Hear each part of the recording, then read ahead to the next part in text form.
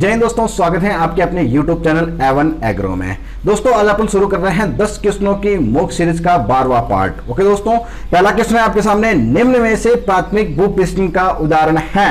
Option है ढेले तोड़ना, पाटा लगाना, गहरी जुताई करना और डी ऑप्शन बीज की बुआई करना। दोस्तों इसका सही आंसर जाएगा सी ऑप्शन, गहरी जुताई करना। ओके दोस्तों, देखो क्या होता है कि जो central institute of agriculture research agriculture engineering Ludhiana ने टिलेज के 2 क्लासिफिकेशन दिए थे, on season off season. On season को भी आगे क्लासिफिकेशन किया था। तो उसके अंदर जब मृदा की कठोर परत को प्रथम बार तोड़ा जाता है, केवल कठोर परत को तोड़ना ही प्राथमिक भूपृष्ठ कहलाता है। इसके बाद में जो भी क्रियाएं की जाती हैं कठोर परत को तोड़ने से लेकर के फसल की बीज की बुआई करेंगे तब तक की जो भी क्रिया हैं सारे के सारे द्वितीयक भूपृष्ठ कहलाती हैं। तो गहरी जुताई करते हैं तब जाकर के मृदा की कठोर परत टूटती है। तो गहरी जुताई करने से मृदा की कठोर परत टूटती है, इसलिए गहरी जुताई करना प्राथमिक भूपृष्ठ कहलाता है। इसके बाद में जो भी क्रियाएं होती हैं सारे के सारे द्वितीयक भूपृष्ठ कहलाती हैं। ओके दोस्तों, नेक्स्ट क्वेश्चन है आपके सामने, दूसरा क्वेश्चन, भूपृष्ठकरण के बारे में सर्वप्रथम किसने बताया? ऑप्शन है जेंथ्रोटूल ने, आर्नोल्ड ने, रामानुजन ने और ट्रिपलेट ने। दोस्तों इसका सही आंसर जाएगा ए ऑप्शन, जेंथ्रोटूल। जेंथ्रोटूल ने अपनी एक पुस्तक लिखी थी हॉर्स हाइंग हस्बैंड यानी कि ट्रिपल एच। इस पुस्तक के अंदर सबसे पहले भूपृष्ठ के बारे में वर्णन किया था, इसलिए जेंथ्रोटूल को फादर ऑफ टिलेज भी कहा जाता है, यानी कि भूपृष्ठ का जनक या भूपृष्ठ का पितामह भी कहते हैं। ओके दोस्तों, अगला क्वेश्चन है, प्लांकिंग करना किस भूपृष्ठकरण में आता है? ऑप्शन सुनना आप, प्राथमिक भूपृष्ठकरण, द्वितीयक भूपृष्ठकरण, न्यूनतम भूपृष्ठकरण और शून्य भूपृष्ठकरण। दोस्तों इसका सही आंसर जाएगा बी ऑप्शन, द्वितीयक भूपृष्ठकरण। देखो दोस्तों, प्लांकिंग क्या होता है पहले ये चीज समझो। प्लांकिंग जब मृदा की गहरी जुताई कर दी, गहरी जुताई करने के बाद में जो ढेले बनते हैं उन ढेले को तोड़ करके महीन करना, फाइन करना, यानी कि जो ढेले बने हुए हैं उनको तोड़ करके फाइन कर देना, एकदम मिट्टी के कण वो अलग अलग कर देना, इसको ही प्लांकिंग कहते हैं। ढेले को तोड़ करके फाइन कर देना प्लांकिंग कहलाता है। और ढेले कब तोड़े जाएंगे? जब गहरी जुताई हो जाएगी। गहरी जुताई करना प्राथमिक कहलाता है। प्राथमिक गहरी जुताई के बाद में जो भी क्रियाएं होगी सारे के सारे द्वितीय के अंदर आएगी। तो गहरी जुताई करने के बाद जो ढेले बनते हैं उन ढेलों को कल्टीवेटर से तोड़ते हैं, फिर उसके ऊपर पाटा लगाते हैं और हो सका तो रोटावेटर से भी इन ढेलों को तोड़ा जाता है, जिसकी वजह से कण है वो अलग अलग हो जाते हैं। इस क्रिया को बोलते हैं प्लांकिंग करना, यानी कि ढेलों को तोड़ना। तो ये प्लांकिंग करना कौन से भूपृष्ठकरण में आएगी? द्वितीयक भूपृष्ठकरण में आएगी, जो मृदा के हार्ड परत को तोड़ने के बाद में बीज की बुआई करने से पहले की जाती है। ओके दोस्तों, नेक्स्ट क्वेश्चन है, चौथा क्वेश्चन है, भूपृष्ठकरण करने के पश्चात मृदा रंध्रों की संख्या हो जाती है।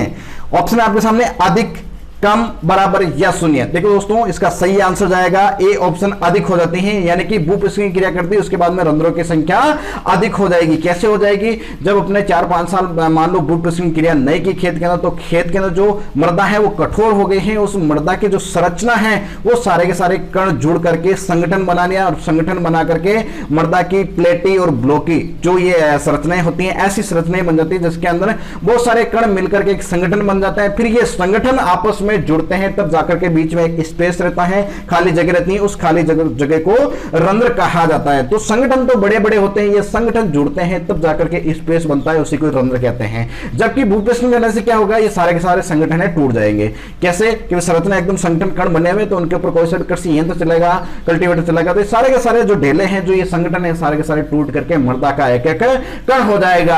अब ये एक एक कण आपस में जुड़े हुए रहेंगे और इन एक एक कणों के बीच में जो स्पेस रहेगा उसे कहते हैं रंध्र। तो पहले तो 2 संगठन मिलते थे, यानी कि बहुत सारे कण मिलकर के 2 संगठन बनाते थे, फिर 2 संगठनों के बीच में एक स्पेस होता था। अब बहुत सारे कण हैं जो आपस में जुड़ते हैं और 2 कणों के बीच में ही स्पेस रह जाता है, उसे ही रंध्र कहते हैं। इस प्रकार से भूपृष्ठकरण क्रिया करने से रंध्रों की संख्या में बढ़ोतरी होती है। ओके दोस्तों, जब रंध्रों की संख्या में बढ़ोतरी होती है तो मृदा के अंदर इनफिल्ट्रेशन रेट भी अधिक होगी, मृदा की जल धारण क्षमता है वो भी काफी अच्छी हो जाएगी। ओके दोस्तों, नेक्स्ट क्वेश्चन है, 5वां क्वेश्चन, निम्न में से द्वितीयक भूपृष्ठकरण का यंत्र है। ऑप्शन है डिस्क हल, डिस्क हैरो, देसी हल और स्टार वीडर। दोस्तों इसका सही आंसर जाएगा बी ऑप्शन, डिस्क हैरो। जितने भी हैरो आते हैं सारे के सारे द्वितीयक भूपृष्ठकरण में होते हैं। जितने भी प्लाऊ या फिर हल होते हैं वो सारे के सारे प्राथमिक भूपृष्ठकरण में होते हैं, क्योंकि सारे के सारे जितने भी हल होते हैं, देसी हल है, डिस्क हल है, एमबी बोर्ड, एमबी प्लाऊ है, ये सारे के सारे मृदा की कठोर परत को तोड़ने का काम करता है, इसलिए वो प्राथमिक भूपृष्ठकरण के यंत्र कहलाएंगे। जबकि डिस्क हैरो है जो गहरी जुताई करने के बाद में जो ढेले बनते हैं उन ढेलों को तोड़ने के लिए काम में लिया जाता है। तो डिस्क हैरो इसका सही आंसर जाएगा। जो द्वितीयक भूपृष्ठकण है, एक शब्द और आया है स्टार वीडर। स्टार वीडर भी एक प्रकार का यंत्र है जो मूंगफली के आसपास में खरपतवार होते हैं, उन खरपतवारों को हटाने का काम करता है। आपको स्क्रीन के ऊपर दिख रहा है कि स्टार वीडर कैसा होता है, बिल्कुल एक छोटा सा हथकंडा लगा हुआ होता है, छोटा सा यंत्र होता है। ओके दोस्तों, अगला क्वेश्चन है, छठा क्वेश्चन, मृदा की कठोर परत को तोड़ने वाला यंत्र है। अच्छे से क्वेश्चन सुनना, काफी अच्छा क्वेश्चन है। मृदा की कठोर परत को तोड़ने वाला यंत्र है।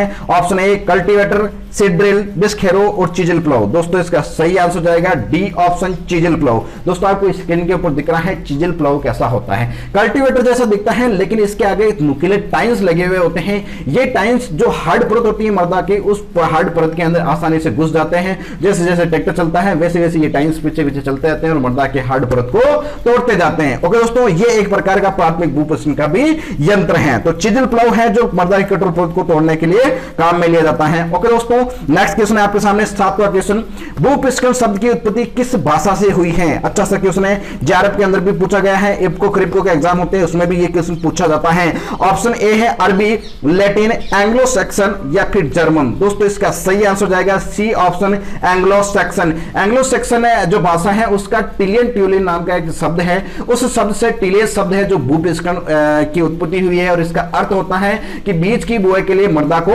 तैयार करना। ओके दोस्तों, तो ये जो भूपृष्ठकण शब्द है, टिलेज शब्द है, ये एंग्लो सैक्सन भाषा से लिया गया है। ओके दोस्तों, नेक्स्ट क्वेश्चन आपके सामने, आठवां क्वेश्चन, निम्न में से द्वितीयक भूपृष्ठकण की क्रिया है।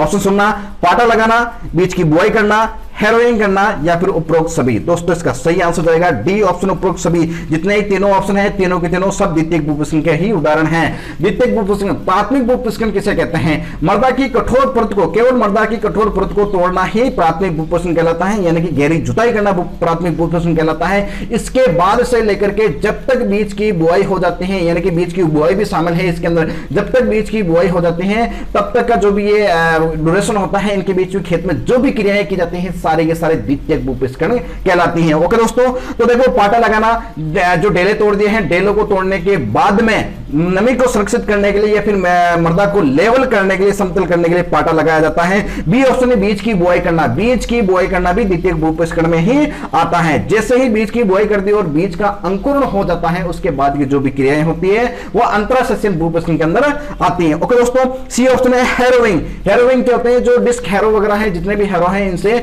मृदा के जो डेले होते हैं, डेलों को तोड़ने का काम किया जाता है। ओके दोस्तों, नेक्स्ट क्वेश्चन है, नौवां क्वेश्चन, भूपृष्ठकण का मुख्य उद्देश्य है। ऑप्शन है मृदा की भौतिक दशा सुधारना, मिट्टी की जल धारण क्षमता बढ़ाना, मृदा में कार्बनिक पदार्थ की मात्रा बढ़ाना और मृदा में वायु संचार बढ़ाना। दोस्तों इसका सही आंसर जाएगा ए ऑप्शन, मृदा की भौतिक दशा सुधारना। ओके दोस्तों, देखो जितने भी ऑप्शन हैं सारे के सारे मृदा की भौतिक दशा ही हैं। इन सब ये जितने भी ऑप्शन हैं सारे के सारे हालांकि सही माने जाते हैं, क्योंकि भूपृष्ठकण करने से मृदा की इन प्रक्रियाओं के अंदर बढ़ोतरी होती है, परिवर्तन होता है। लेकिन ये सारे के सारे जो तीनों ऑप्शन आ रहे हैं ये सब के सब भौतिक दशा ही कहलाती है मृदा की। तो अगर क्वेश्चन के पैटर्न के अकॉर्डिंग देखा जाए तो इसका सही आंसर होगा ए ऑप्शन, मृदा की भौतिक दशा सुधारना। ओके दोस्तों, नेक्स्ट क्वेश्चन है, लास्ट क्वेश्चन है, भूपृष्ठकण की आधुनिक अवधारणाएं हैं, यानी कि मॉडर्न कॉन्सेप्ट ऑफ टिलेज कौन सा है? ऑप्शन ए है अंतरासस्यन भूपृष्ठकण, शून्य भूपृष्ठकण, प्रारंभिक भूपृष्ठकण या डी ऑप्शन उपरोक्त सभी। ओके दोस्तों, इसका सही आंसर जाएगा बी ऑप्शन, शून्य भूपृष्ठकण, यानी कि